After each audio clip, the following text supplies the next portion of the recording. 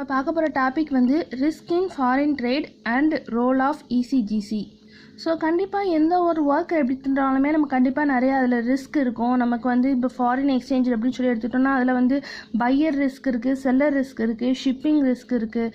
So இந்த risk எல்லாத்தையுமே நம்ம ஓவர்டேக் பண்ணி தான் நம்ம கண்டிப்பாக பிஸ்னஸை சக்ஸஸ்ஃபுல்லாக ட்ரேட் பண்ணி ஆகணும்.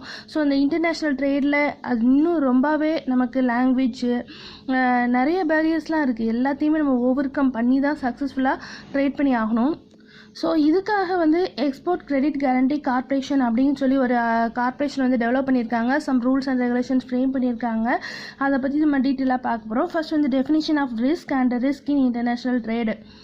ஸோ ரிஸ்க் அப்படின்னு சொல்லிட்டோன்னா என்ன அப்படின்னு சொல்லி பார்த்தோம் அப்படின்னா, இது வந்து நம்மளால் ஒரு இல்னஸ் அப்படின்னு சொல்லலாம். நம்மளால் ஒரு நஷ்டத்தை வந்து நம்மளால் வாழ்க்கையில் வந்து முன்னேற்ற முடியாமல் அந்த இதில் நம்ம எடுக்கிற ஃபேஸ் பண்ணுற ப்ராப்ளம்ஸை வந்து இது குறிக்குது. அது மாத்திரம் இல்லை, நம்மளோட கமர்ஷியல் அண்ட் பிஸ்னஸ் ஆக்டிவிட்டீஸில் என்னென்ன தடைகள்லாம் வருதோ அது எல்லாத்தையுமே இந்த ரிஸ்கில் குறிக்கிறாங்க. ஸோ அது மாத்திரம் இல்லை, இந்த இன்டர்நேஷ்னல் ட்ரேட் அப்படிங்கிறப்போ உலகளாவிய வர்த்தகத்தில் நிறையாவே நம்ம டொமஸ்டிக் ட்ரேடை விட இது வந்து அதிகமான ரிஸ்க் வந்து இதில் காணப்படுது. ஸோ ஒவ்வொரு நாட்டோட பையரோட ரிஸ்க் இருக்குது. அதாவது சம்திங் நான் அக்செப்டபிலிட்டியாக இருக்கலாம், நான் பேமெண்ட்டாக இருக்கலாம், quality of acceptance, credit risk, இது எல்லாமே பையர் ஃபேஸ் பண்ண வேண்டியிருக்கு. அடுத்ததாக செல்லரோட ரிஸ்க் அப்படின்னு சொல்லி பார்த்தோன்னா அவங்க வந்து அட்வான்ஸ் பேமெண்ட் ரிசீவ் பண்ணுறாங்க. அது மாத்திரம் இல்லை, நல்ல ஒரு புவர் குவாலிட்டியாக ஏதாவது ஷிப் பண்ணுறதுக்கும் சான்சஸ் இருக்குது. அப்புறம் அவங்க லேட்டாக பண்ணலாம். ஸோ நமக்கு வந்து பர்டிகுலர் டேட்டில் நம்ம வந்து ப்ராடக்ட்டை வந்து சேங்ஷன் பண்ண முடியல, டெலிவரி பண்ண முடியலன்னா நமக்கே டிலேயாக கிடச்சிருக்கப்போ நம்ம வந்து இன்னும் நிறையா ப்ராப்ளம்ஸை வந்து நம்ம ஃபேஸ் பண்ண வேண்டியிருக்கும். அடுத்ததாக ஷிப்பிங் ரிஸ்க். ஷிப்பிங்கில் வந்து நமக்கு ஷிப்பிங் கம்பெனிஸில் ஏதாவது ப்ராப்ளம் இருக்கலாம், இல்லைனா ஹேண்ட்லிங் ஏஜென்ட்ஸ் மூலமாக ப்ராப்ளம் வரலாம், ஏதாவது டேமேஜஸ் வரலாம். அப்புறம் போர்ட் அத்தாரிட்டிஸில் வரலாம், லோக்கல் டிரான்ஸ்போர்ட்டர்ஸில் வரலாம், ஈவன் லோடர்ஸ்லேயும் வரலாம். ஸோ இப்படி நிறையா விதமான நமக்கு வந்து ரிஸ்க் வந்து நம்மளோட ட்ரேடில் காணப்படுது. அது மாத்திரம் இல்லை, இதெல்லாமே தவறாக மிஸ்ஹேண்டில் பண்ணுறது, அபேண்டன் பண்ணுறது, குட்ஸ் வந்து ஷிப் ஓன் பண்ணுறது, அப்புறம் ராங்லி டெலிவர்ட் பண்ணுறது, அப்புறம் அனதர் ஒரு டெஸ்டினேஷனுக்கு தவறான டெஸ்டினேஷன் போய் சேர்றது, இல்லைனா அப்ரோப்ரியேட் ஆகிடுது ஃப்ளைட் பேமெண்ட்டில், டிரான்ஸ்ஷிப்மெண்ட் ரிஸ்க்கு, இது எல்லாமே லோக்கல் டிரான்ஸ்போர்ட்டர்ஸில் வந்து இவங்க ஃபேஸ் பண்ண வேண்டியதாகுது. இது தவிர இன்னும் நிறையா ரிஸ்க் இருக்குது. Failure risk, settlement risk, risk of competition, genuineness document, price risk, legal risk, spread risk, market risk, இது எல்லாமே நம்ம ஃபேஸ் பண்ணி தான் ஆகணும். இப்போ கிரெடிட் ரிஸ்கில் வந்து ஒர்த்தினஸ், பையரோட ஒர்த்தினஸ் வந்து நமக்கு ரிலேட் ஆகுது. அதாவது நான் பேமெண்ட் ஆஃப் எக்ஸ்பென்ட் பில்ஸ் வந்து இதில் கவர் ஆகும். அது மாத்திரம் இல்லை, லீகல் ரிஸ்க் அப்படின்னு சொல்லி எடுத்துட்டோம்னா இதில் வந்து செல்லர்லனா பையரோட கண்ட்ரி வந்து இதில் இன்வால்வ் ஆகிறாங்க. அது முதல்ல செல்லர் டு எக்ஸ்போர்ட்டரோ buyer to remit product proceeds இன்வாய்ஸஸும் இதில் வந்து இன்வால்வ் ஆகிறாங்க. அப்புறம் country risk and political risk அப்படின்னு சொல்லி பார்த்தோம் அப்படின்னு சொன்னால் இதில் வந்து நிறைய டெவலப்மெண்ட்ஸ் வந்து அந்த கண்ட்ரியில் இருக்குது. பையரோ செல்லரோ அதில் அவங்களோட ரிலேட் ஆகுது. அது மாத்திரம் இல்லை, லாஸ்ட்டில் சம் அன்சர்டனிஸ் இருக்குது, எக்ஸ்போர்ட்ஸ் அண்ட் பேமெண்ட்ஸ் இருக்குது, தென் ஃபினான்ஷியல் பொசிஷன்ஸ் இருக்குது, அது சேஞ்சஸ் ஆகும். தென் ஷார்ட்டேஜ் ஆஃப் ஃபாரின் எக்ஸ்சேஞ்சில் வரும், inability to buy foreign exchange, இது எல்லாமே வந்து கண்ட்ரி ரிஸ்க், பொலிட்டிக்கல் ரிஸ்கில் வந்து நமக்கு இன்வால்வ் ஆகுது. தென் ஆப்ரேஷனல் ரிஸ்க்கும் இதில் இன்வால்வ் ஆகுது. அதாவது ரெண்டு சைட்லேயுமே இருக்கலாம். அதாவது சப்போர்ட்டிங் ஆர்கனைசேஷன் பிளேசஸில் இருக்கலாம். அது மாத்திரம் இல்லை, ஸ்ட்ரைக்ஸ், செல்லரோட ஃபேக்ட்ரியில் ஒரு ஸ்ட்ரைக்காக இருக்கலாம், இல்லைனா ரா மெட்டீரியல் சப்ளையர் ஃபேக்ட்ரியில் ஸ்ட்ரைக் ஆகலாம், ஏதாவது டிரான்ஸ்போர்ட்டர்ஸு, அப்புறம் லோடர்ஸு, பேங்க்ஸில் டிலே ஆகலாம், கிளியரிங் ஏஜென்ட்ஸில் டிலே ஆகலாம், சப்போஸ் சிஸ்டம் ஃபெயிலியர் ஆகலாம். ஏன்னா நெட்ஒர்க்லேயே நம்ம எல்லாம் யூஸ் பண்ணுறோம் இல்லையா. ஸோ நெட்ஒர்க் ஃபெயிலியர்ஸ் ஆகிறதுக்கும் நிறைய சான்சஸ் இருக்குது.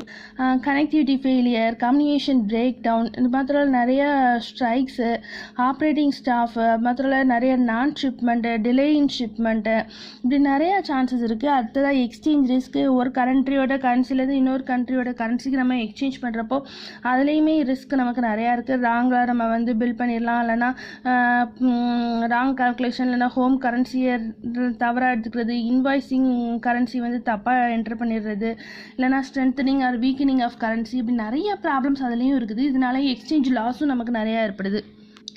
அடுத்து நம்ம பார்க்க போகிறது கண்ட்ரி ரிஸ்க். கண்ட்ரி ரிஸ்க் அப்படிங்கிறப்போ இன்டர்நேஷ்னல் ட்ரேட் அப்படிங்கிறப்போ கண்டிப்பாக இது வந்து ஒரு கிராஸ் பார்டர் ட்ரேடர்ஸில் வந்து கண்டிப்பாக நிறையா ப்ராப்ளம்ஸ் நம்ம ஃபேஸ் பண்ண வேண்டியதாகுது. அது மாத்திரம் இல்லை, நிறைய ரெக்கவரி ஆஃப் ட்ரேட் கிரெடிட்ஸ்லையும் ப்ராஃபிட்டபிலிட்டிக்காக நம்ம வந்து நிறைய ஃபேஸ் பண்ணுறோம் ரிஸ்க்கு. அது மாத்திரம் இல்லை, government, political, economical and legal ரீசன்ஸும் இதில் வந்து காரணமாக இருக்குது. அது மாத்திரம் இல்லை, ஆத்தரைஸ் டீலர்ஸும் ஒன் ஆஃப் த ரீசன் அப்படின்னு சொல்லிக்கலாம். அது மாத்திரம் இல்லை, கிரேடிங் ரேட்டிங் ஆஃப் கம்பெனிஸும் இதில் வந்து இன்வால்வ் ஆகிறாங்க. புவர் ரேட்டிங்ஸ், இதை இசிஜிசி வந்து இது வந்து 7 கேட்டகரிஸாக டிவைட் பண்ணியிருக்காங்க. பேலன்ஸ் ஷீட் ப்ரீவியஸ் பேலன்ஸ் ஷீட்டை வச்சு இதை வந்து செப்பரேட் பண்ணியிருப்பாங்க. இந்த கண்ட்ரி ரிஸ்க் வந்து என்னெல்லாம் இன்க்ளூட் ஆகும் அப்படின்னு சொன்னீங்கன்னா அப்ராடில் உள்ள பேலன்சஸ், டெபாசிட்ஸ் அப்ராடில் பிளேஸ் ஆனது, அது மாத்திரம் இல்லை அப்ராடில் உள்ள பாண்டில் உள்ள இன்வெஸ்ட்மெண்ட், அப்புறம் debentures, overseas lending to corporates, இது எல்லாமே இதில் இன்க்ளூட் ஆகும். ஸோ அந்த கண்ட்ரி ரிஸ்கில் என்னென்ன ஃபேக்டர்ஸ்லாம் நம்ம கன்சிடர் பண்ணோம் அப்படின்னு சொல்லி பார்த்தோம் அப்படின்னா வந்து political stability or instability consider பண்ணோம். அடுத்தது economic policy, inflation, level of foreign trade, external debit, IMF quotes, past track record and payments, international relations, gross domestic product, exchange rate volatility, balance of payment, international reserves, international rating and overall assessment, இது எல்லாமே இதில் வர ஃபேக்டர்ஸ்னு சொல்லலாம். அது மாத்திரம் இல்லை இந்த ECGC வந்து 7-fold கிளாஸிஃபிகேஷனாக இது பண்ணியிருக்காங்க. இது வந்து ஏறக்குறைய 204 கண்ட்ரிஸை வந்து கவர் பண்ணியிருக்கு. இது வந்து ஒவ்வொரு குவார்ட்டர்லி பேசிஸ்லேயும் வந்து இதை அப்டேட் பண்ணுவாங்க. இப்போதைக்கு வந்து இன்சிக்னிஃபிகண்ட் ரிஸ்க்கை வந்து A1ங்கிறாங்க, லோ ரிஸ்க் A2ங்கிறாங்க, மாடரேட்லி லோ ரிஸ்க் வந்து B1ங்கிறாங்க, மாடரேட் ரிஸ்க் வந்து B2, மாடரேட்லி ஹை ரிஸ்க் வந்து C1, ஹை ரிஸ்க் வந்து C2, வெரி ஹை ரிஸ்க் வந்து D அப்படின்னு சொல்லி கிளாஸிஃபை பண்ணியிருக்காங்க. அடுத்ததாக பார்க்குறது எக்ஸ்போர்ட் கிரெடிட் இன்சூரன்ஸ் இன் இன்டர்நேஷ்னல் ட்ரேட். ஸோ இது இன்டர்நேஷ்னல் ட்ரேட்லேயே நம்ம கண்டிப்பாக இசிஜிசிங்கிற இன்சூரன்ஸை வந்து நம்ம கண்டிப்பாக எல்லாமே அவைல் பண்ணி ஆகணும். ஏன்னா ஸோ ட்ரேடிங்கில் நமக்கு வந்து லாஸஸை வந்து மெயின்டைன் பண்ணுறதுக்கு, அதை வந்து பேலன்ஸ் பண்ணுறதுக்கு இது ரொம்ப தேவையானது. அதாவது ஒரு சீப் ஃபினான்சிங் ஆப்ஷனாக இருக்கும். இது வந்து நல்ல ஒரு கம்ஃபர்ட், எக்ஸ்போர்ட்டருக்கு நல்ல ஒரு கம்ஃபர்ட்டாக இருக்கும். அது மட்டும் இல்லை பேங்க் ஃபினான்சிங்க்கும் இது யூஸ் ஆகும். எக்ஸ்போர்ட் கிரெடிட் இன்சூரன்ஸ் வந்து இதை ப்ரொவைட் பண்ணுறாங்க. இது வந்து லாஸஸ்க்கு வந்து நமக்கு ஒரு ப்ரொடக்ஷன் கொடுக்குறாங்க. அதாவது பொலிட்டிக்கலோ கமர்ஷியல் ரிஸ்க்கோ எல்லாத்துலேருந்து நம்மளை பாதுகாக்கிறதுக்கு யூஸ் ஆகுது. அடுத்ததாக வந்து ECGC of India role and procedures. So first வந்து about export credit guarantee corporation India limited. Credit guarantee இன்ஸ்டிடியூஷனில் வந்து ப்ரொமோஷன் ஆஃப் எக்ஸ்போர்ட்டர்ஸ் வந்து எக்ஸ்போர்ட்டர்ஸை வந்து ப்ரொடெக்ட் பண்ணி கொடுக்குறாங்க. ஃபினான்ஷியல் லாஸஸில் வந்து ப்ரொடெக்ட் பண்ணுறதுக்காக பையர்ஸோட ஃபெயிலியரையும் ஓவர் கம் பண்ணுறதுக்கு இது யூஸ் ஆகுது. அது மொத்தம் பேங்க்ஸ் கேரண்டி கொடுக்குறாங்க. அட்வான்சஸ் டு எக்ஸ்போர்ட்ஸையும் இவங்க வந்து கேரண்டி பண்ணுறாங்க. கிரெடிட் என்ஹான்ஸ்மெண்ட் வந்து இசிஜிசி ப்ரொவைட் பண்ணுறாங்க. அது மாத்திரம் இல்லை இது வந்து 1957 கவர்மெண்ட் ஆஃப் இந்தியா வந்து ERIC அதாவது எக்ஸ்போர்ட்ஸ் ரிஸ்க் இன்சூரன்ஸ் கார்பரேஷன் அப்படிங்கிறத வந்து எஸ்டாப்ளிஷ் பண்ணியிருக்காங்க. இவங்க என்னோட இது என்னென்னா கிரெடிட் ரிஸ்க் இன்சூரன்ஸுக்கு வந்து எக்ஸ்போர்ட்டர்ஸ்க்கு வந்து இவங்க வந்து இன்சூரன்ஸ் ப்ரொவைட் பண்ணி அதை சேவ் பண்ணுறாங்க. அது மாத்திரம் இல்லை இவங்க வந்து ப்ரைமரி கோல் என்ன அப்படின்னு சொன்னால் நல்லா வந்து எக்ஸ்போர்ட் ப்ரொமோஷனை வந்து நல்லா சப்போர்ட் பண்ணி ஸ்ட்ரென்தன் பண்ணணும். அதுதான் இவங்களோட ட்ரேட் கேப்பை வந்து மினிமைஸ் பண்ணணும். அதுவும் இவங்களோட மெயின் எய்ம். அதுதான் மெயின் ஆக்டிவிட்டீஸ் ஆஃப் இசிஜிசி அப்படின்னு சொல்லி பார்த்தோம் அப்படின்னா இவங்க வந்து மெயினாக வந்து எக்ஸ்போர்ட்டர்ஸை சேவ் பண்ணுறது தான். அது மாத்திரம் இல்லை நிறைய ஃபெசிலிட்டிஸ், கிரெடிட் ஒர்த்தினஸ் இவங்களாமே அப்டைன் பண்ணிக்கிறாங்க. அது மாத்திரம் இல்லை ஸ்டாண்டர்ட் பாலிசிஸ் வந்து பேமெண்ட் ரிஸ்க்கு இது எல்லாமே எக்ஸ்போர்ட்ஸில் வர்ற ஷார்ட் டைம் கிரெடிட்டு எல்லாத்துலேயுமே ஒரு ஸ்டாண்டர்ட் பாலிசிஸ் ஃப்ரேம் பண்ணியிருக்காங்க. அது மாத்திரம் இல்லை ஸ்மால் எக்ஸ்போர்ட்டர்ஸ் பாலிசி வந்து இவங்க வந்து ஸ்மால் எக்ஸ்போர்ட்டர்ஸை வந்து கவர் பண்ணுறதுக்காக எனேபிள் பண்ணியிருக்காங்க. அப்புறம் ஷிப்மெண்ட் ஆஃப் பாலிசிஸ் அப்படிங்கிறது வந்து பேமெண்ட் ரிஸ்கில் வந்து இன்வால்வ் ஆகுது. அதாவது export and deferred payment terms, insurance for buyers, credit and lines of credit, services rendered to foreign parties, construction works and turnkey projects undertaken abroad, இது எல்லாமே இதில் இன்க்ளூட் ஆகுது. அது மாத்திரம் இல்லை இவங்க வந்து exporters policies, export turnover policy, specific buyer policy, buyer exposure policy, consignment exports policy, multi buyer exposure policy அப்படின்னு சொல்லி நிறைய பாலிசிஸ் ஃப்ரேம் பண்ணியிருக்கிறாங்க. அப்புறம் இந்த இசிஜிசி பாலிசிஸ் என்ன அப்படின்னு சொன்னோன்னா இவங்களோட மெயின் ஃபீச்சர்ஸுங்கிறப்போ முதல்ல ஸ்டாண்டர்ட் பாலிசிஸ் இருக்குது. இவங்க பொதுவாக அதாவது எக்ஸ்போர்ட்டர்ஸ்க்கு ஷார்ட் டைம் எக்ஸ்போர்ட்ஸை கவர் பண்ணுறதுக்காக ஸ்டாண்டர்ட் பாலிசிஸ் பண்ணியிருக்காங்க. இது வந்து ஷிப்மெண்ட் பாலிசி, அதாவது காம்ப்ரிஹென்சிவ் ரிஸ்க் இதில் வந்து கவர் ஆகும். அடுத்தது ஷிப்மெண்ட் பொலிட்டிக்கல் ரிஸ்க் இதில் கவர் ஆகுது. தென் காம்ப்ரிஹென்சிவ் ரிஸ்க் பாலிசி வந்து கண்டக்ட் பண்ணியிருக்காங்க. தென் பொலிட்டிக்கல் ரிஸ்க் பாலிசியும் இதில் வருது. தென் இது வந்து கமர்ஷியல் ரிஸ்க்கும் பொலிட்டிக்கல் ரிஸ்க்கையும் இவங்க வந்து ஓவர் கம் பண்ண வேண்டியிருக்கு. அது மொத்தம் ரெப்யூட்டேஷன் வந்து அதாவது நல்ல ஒரு குட் சப்ஜெக்ட் ஒரு சர்டன் கண்டிஷனில் பையர்ஸோட ஃபெயிலியரில் வந்து அக்செப்ட் பண்ணுற மாதிரி இருக்கிறதையும் ரெப்யூட்டேஷனையும் இதில் வந்து கன்சிடர் ஆகுது. அடுத்ததாக பார்க்குறது ஸ்மால் எக்ஸ்போஷர்ஸ் பாலிசிஸ். இது என்ன அப்படின்னு சொல்லி பார்த்தோன்னா இவங்க வந்து ஒரு எக்ஸ்போர்ட்டர்ஸ் வந்து ஒரு டிக்ளரேஷன் வந்து ஒரு டைப் ஆஃப் பாலிசியில் இது வாங்கிக்கிறாங்க. இது ஆக்சுவலாக 24 மந்த்ஸுக்கு முன்னாடியே ரெடி பண்ணியிருப்பாங்க. இது வந்து ஸ்மால் எக்ஸ்போர்ட்டர்ஸ் அப்படிங்கிறப்போ என்னென்னா இவங்க வந்து ஒரு டோட்டல் டேர்ன் ஓவர் வந்து ஒரு 12 மந்த்ஸ்க்கு வந்து 50 lakhsக்குள்ளே இருக்கணும். அவங்கள தான் வந்து ஸ்மால் எக்ஸ்போர்ட்டர்ஸுங்களும். இது வந்து இந்த பாலிசி வந்து கமர்ஷியல் ரிஸ்க்கை வந்து கவர் பண்ணுது. அதாவது insolvency of buyer, failure of the buyer, இது எல்லாமே வந்து வித்தின் 2 மந்த்ஸ்க்குள்ள வந்து டியூ டேட்லேருந்து ஃபெயிலியர் ஆச்சு அப்படின்னு சொன்னால் அதை வந்து இது கவர் பண்ணிடும். அடுத்ததாக வந்து பொலிட்டிக்கல் ரிஸ்க்கையும் கவர் பண்ணுது. அதாவது கவர்மெண்ட் வந்து ஏதாவது பையர்ஸ் மேலே ரெஸ்ட்ரிக்ஷன் பண்ணுறது, அது மாத்திரம் இல்லை ஏதாவது வார், சிவில், ரெவல்யூஷன், அது எல்லாத்தையுமே இது ஓவர் கம் பண்ண யூஸ் ஆகுது. அது மாத்திரம் இல்லை இம்போர்ட் ரெஸ்ட்ரிக்ஷன்ஸையும் வந்து கேன்சலேஷன் அது லைசன்ஸ் கேன்சல் ஆகுது, இது எல்லாத்தையுமே வந்து ஓவர் கம் பண்ண யூஸ் ஆகுது. அது மாத்திரம் interruption of diversion of voyage outside India, அதுவும் இது வந்து ஓவர் கம் பண்ணுது. இந்த பாலிசி வந்து ஒரு 12 monthsக்கு எடுத்திருக்காங்க. இது ஏறக்குறைய 95% வந்து கவர் பண்ணுது. இது வந்து கமர்ஷியல் ரிஸ்க், அதாவது 100% லாஸ் வந்து பொலிட்டிக்கல் ரிஸ்க்கோ இல்லைனா வெயிட்டிங் பீரியட் ஆஃப் த கிளைம்லேயோ வந்து கிளைம் பண்ணுறதுக்கு இது யூஸ் ஆகுது. தென் ஸ்பெசிஃபிக் ஷிப்மெண்ட் பாலிசிஸ், இது வந்து ஷார்ட் டேர்முக்காக இது பண்ணியிருக்காங்க. அதாவது 180 daysக்குள்ளே வந்து இது இருக்கணும். இது வந்து கமர்ஷியல் அண்ட் பொலிட்டிக்கல் ரிஸ்க்கை வந்து கவர் பண்ணுது. இந்த ஷார்ட் டேர்ம் பாலிசிஸில் வந்து ஒரு ஸ்பெசிஃபிக் ஷிப்மெண்ட் பாலிசி இருக்குது. அது மாத்திரம் இது வந்து போஸ்ட் ஷிப்மெண்ட்டையும் கவர் பண்ணுது. ஸ்பெசிஃபிக் ஷிப்மெண்ட்டில் வந்து insolvency and default of LC opening bank policy வந்து கவர் ஆகும்.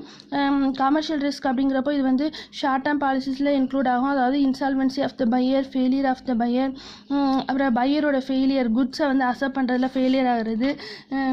தென் பொலிட்டிக்கல் ரிஸ்க் அப்படிங்கிறப்போ அது வந்து கவர்மெண்ட்டோட பையர்ஸோட கண்ட்ரியில் வந்து ஏதாவது ரெஸ்ட்ரிக்ஷன் வர்றது, வாரு, சிவில், ரெவல்யூஷன், அப்புறம் ஏதாவது இம்போர்ட் ரெஸ்ட்ரிக்ஷன்ஸ், இது எல்லாமே இதில் இன்க்ளூட் ஆகும். அது மாத்திரம் இல்லை அவுட் சைட் ஆஃப் இந்தியாவில் வர லாஸஸும் இதில் கன்சிடர் ஆகிரும்.